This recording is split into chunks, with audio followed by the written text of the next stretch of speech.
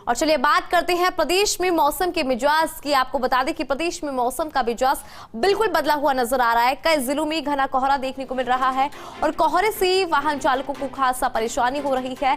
तो बड़ी जानकारी आपको दे रहे हैं, कई जिलों में घना कोहरा और तस्वीरें भी आप देखिए, ये कोहरे की तस्वीर है और देख सकते हैं कि विजिबिलिटी बहुत ज्यादा कम है और इस कम विजिबिलिटी के चलते वाहन चालकों को खासा परेशानी। सर्दी और दूसरी तरफ कोहरा, तो इसमें वाहन चालकों को खासा परेशानी। कई जिलों में घना कोहरा देखने को मिल रहा है। हालांकि आप देख सकते हैं तस्वीरें भी कि किस तरह से यहां पर घना कोहरा छाया है। तो कुल मिलाकर सर्दी की चादर अब कई जिले ओढ़ चुके हैं और तस्वीरें भी लगातार आपको दिखा रही हैं। तो कई जिलों में घने कोहरे की तस्वीरें लगातार सामने आ रही है, लेकिन सबसे ज्यादा परेशानी वाहन चालकों को वो इसलिए क्योंकि विजिबिलिटी बहुत ज्यादा कम है, तो गाड़ी चलाने में बहुत ज्यादा समस्या यहां पर हो रही है।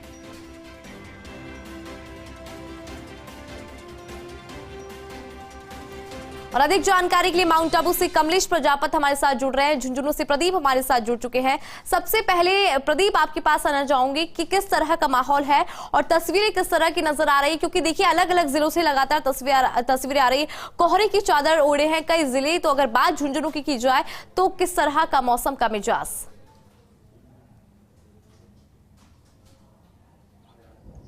इंदु, मैं आपको बता दूं, प्रदेश भर की तरह झुंझुनू में भी ठंड का सामना करना पड़ रहा है। आमजन ठंड में ठिठुर रहा है।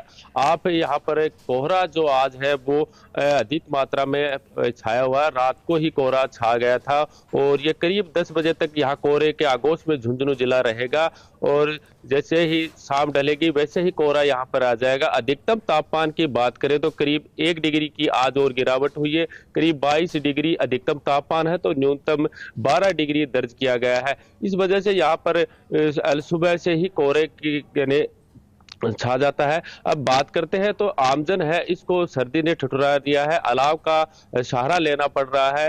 तो वहीं इसमें जो बदला मौसम है इससे किसानों को फायदा हो रहा है, क्योंकि कोहरे की वजह से यहाँ जो फसल में ग्रोथ है वो अधिक बढ़ रही है। रबी की फसलें जो गेहूं है, सरसा है, जो है चना, इनमें यहाँ पर ग्रोथ देखने को मिल रही है। लेकिन साथ साथ ही जो आमजन है इसको भी यहाँ ठंड ने जकड़ रखा है।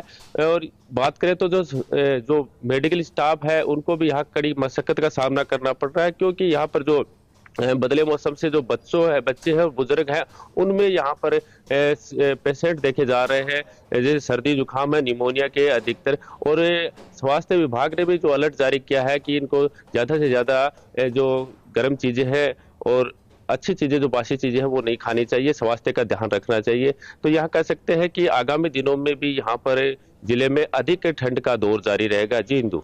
बिल्कुल प्रदीप, तस्वीर भी हम लगातार देख पा रहे हैं। आप जहां पे खड़े हैं वहां पे आसपास पूरा कोहरा ही नजर आ रहा है। और अब चूंकि माउंट आबू की भी हम बात कर लेते हैं और हमारे साथ कमलेश लगातार बने हुए हैं। कमलेश, देखिए अभी प्रदीप ने बताया कि झुंझुनू में किस तरह से कोहरे की चादर ओढ़ी है झुंझुनू। तो ऐसे में अगर बात माउंट आबू की करें तो हिल स्टेशन भी है अपने आप में, पर्यटन बहुत ज्यादा पर्यटन स्थल है वहां पर, तो पर्यटक भी बहुत ज्यादा आते हैं। तो एक बार आप तस्वीरें भी दिखाएं और ये भी बताएं कि वहां पर किस तरह की स्थिति है, कितना कोहरा नजर आ रहा है माउंट आबू में।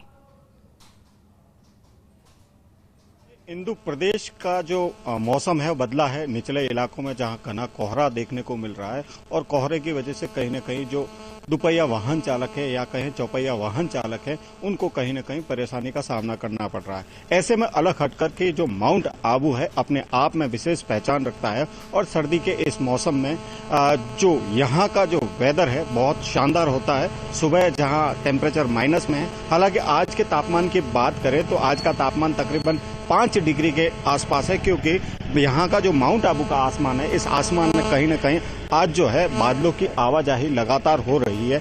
तो मौसम बदलने के साथ साथ यहाँ का जो आसमान है उसमें भी यहाँ पर बदलाव देखा जा रहा है और इस बदलाव के चलते कहीं न कहीं तापमापी के पारे में हल्का सा उछाल देखने को मिल रहा है। लेकिन इससे अलग हट करके इस वक्त जहां मैं मुख्य बाजार में खड़ा हूं और देखिए जो तमाम शहर की जो दुकानें हैं, इक्का दुक्का दुकानों को छोड़ करके तमाम दुकानें हैं फिलहाल बंद है। जैसे ही सूर्य निकलेगा उसके बाद माउंट आबू की जो फिजाएं हैं वो बदली हुई नजर आएगी। जो गुलाबी सर्दी का जो एहसास होता है वो यहाँ पर देखने को मिलेगा। और वहीं पर्यटन के लिहाज से बात की जाए इंदु, तो माउंट आबू पर्यटन के लिहाज से बहुत महत्वपूर्ण है, क्योंकि सर्दी के सीजन में चाहे वीकेंड हो, आज भी वीकेंड है और वीकेंड के चलते पर्यटकों की जो आवाजाही है लगातार माउंट आबू में होती है। और क्योंकि इस राजस्थान और गुजरात के अंदर कोई हिल स्टेशन नहीं है जहां पर आनंद ले सके, लेकिन राजस्थान का एकमात्र हिल स्टेशन माउंट आबू है और यहां पर पर्यटक आकर इस मौसम का यहां पर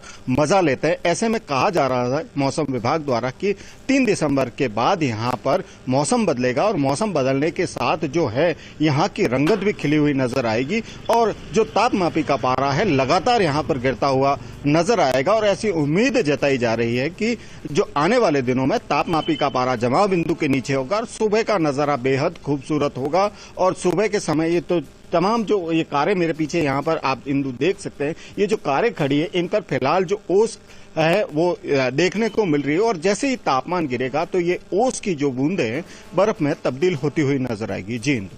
बिल्कुल कमलेश, तस्वीरें भी आपने दिखाई तो लगातार आप बने रहेगा। प्रदीप, अब आपके पास आना चाहूंगी, चूंकि देखिए अभी हमने माउंट आबू की तस्वीरें देखी, जरा आप अपने कैमरा पर्सन को बोले कि वहां की जरा तस्वीरें दिखाए, दर्शकों को दिखा पाए कि किस तरह से कोहरा छाया हुआ है, कैसे झुंझुनू ने कोहरे की चादर ओढ़ी हुई है।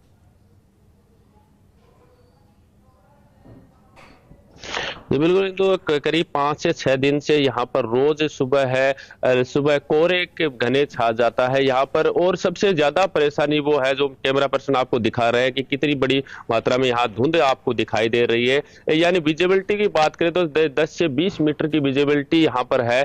और ये जो झुंझुनू शहर के नजदीक का इलाका है, तो शहर में और जो वाहन चालक है उनको काफी परेशानी का सामना करना पड़ रहा है। करीब 10 से 20 मीटर की विजिबिलिटी दृश्यता होने की वजह से जो वाहन चालक है उनको फॉग लाइट जलाकर चलना पड़ रहा है, लेकिन सावधानी पूर्वक चलना पड़ रहा है। और वहीं जैसे कल मतगणना होगी तो मतगणना के लिए जो कर्मचारी है वो भी अल सुबह जाएंगे, तो उनको लिए खासी परेशानी का सामना करना पड़ेगा, क्योंकि करीब 7 बजे उनको 6 बजे वहां पर मतगणना स्थल पर भी पहुंचना पड़ेगा। तो ऐसे में उनको भी सावधानी बरतने की जरूरत है। फर्स्ट इंडिया अपील करेगा कि जल्द से जल्द वो वहां पर पहुंचे और सावधानी पूर्वक पहुंचे। और झुंझुनू की बात करें तो यहाँ पर जो अल सुबह से कोहरा छाया। प्रदीप, बहुत बहुत शुक्रिया, आपने तस्वीरें दिखाई। और कमलेश, आपका भी धन्यवाद, आपने भी तस्वीरें दिखाई। तो 2 तस्वीरें आपने देखी कि किस तरह से दोनों शहरों में कोहरे की चादर नजर आ रही है।